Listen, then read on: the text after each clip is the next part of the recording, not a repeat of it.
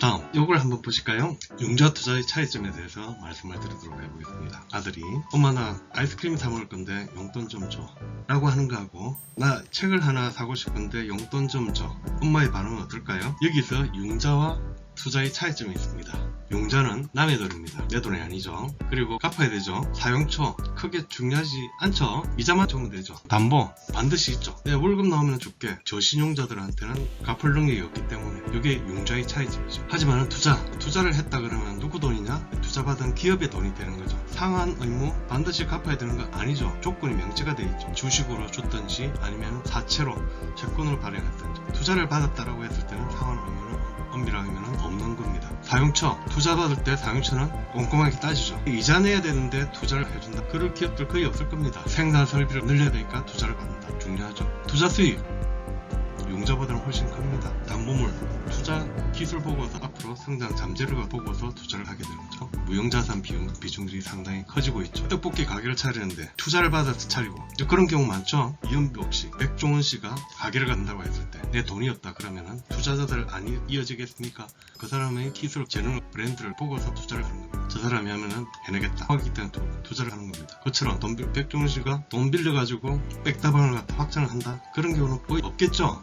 그런 겁니다. 용자 받는 것보다는 투자가 훨씬 더 낫다라는 거죠. 그 다음에 정부에서 투자를 한다는 사실 아십니까? 재밌는 사실이 있습니다. 지원금, 코로나 지원금 나오죠. 코로나 때 얼마 받았습니까? 소상공인들 100만원 다달이 나왔습니까? 아니죠. 그럼 특수 상황에 있을 때 갚아야 되는 건 아니죠. 그런 부분을 지원금이라고 부릅니다.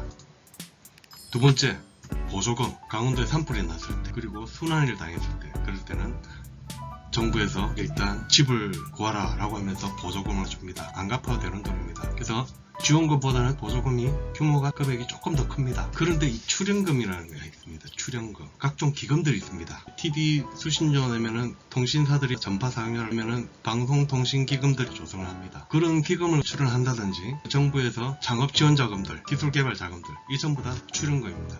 이런 지원금과 보조금 차원이 다릅니다. 수백억, 수천억씩 들어가지고 그 스마트폰 기술 개발하는 분들이 전부 다 바로 이 출연금입니다. 정부 창업지원자금들 주고 나서 갚아야 되는 건 아닙니다. 기술개발자금들 성공했을 때는 성공의 기술료 10% 정도로 성공보수료, 로얄티 개념이죠. 사업을 하기 위해서 기술개발을 해야 되는데 정부에서 기술개발자금으로 1억을 받아가지고 다행히 성공을 해가지고 대박이 났어요. 그래서 10%인 1000만원만 주는 게 아깝습니까? 아니지 않습니까? 그렇게 하는 게 되는 겁니다. 정말 좋은 작업입니다. 정부는 가장 큰 기업입니다. 정부에서 투자를 중요한 부분들입니다. 금액도 큽니다.